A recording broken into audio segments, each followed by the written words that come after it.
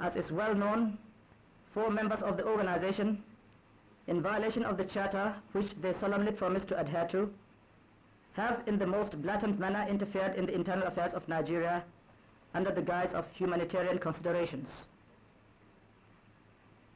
These members have allowed petty jealousy and the machination of neocolonialists to override their loyalty to the African cause.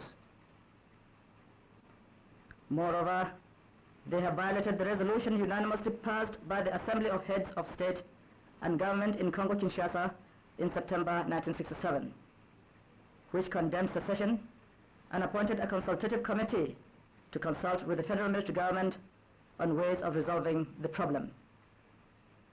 I wonder whether those who come out openly to give encouragement to rebellion in Nigeria do realize that they are making themselves the tools of neocolonialists and the instruments of disintegration in the continent.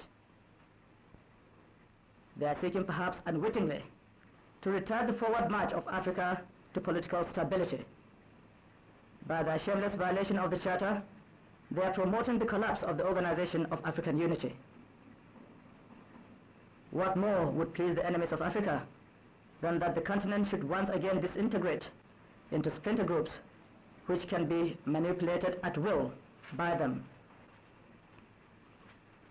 As it embarks on the 6th year of its existence, the Organization of African Unity is thus faced with a serious danger.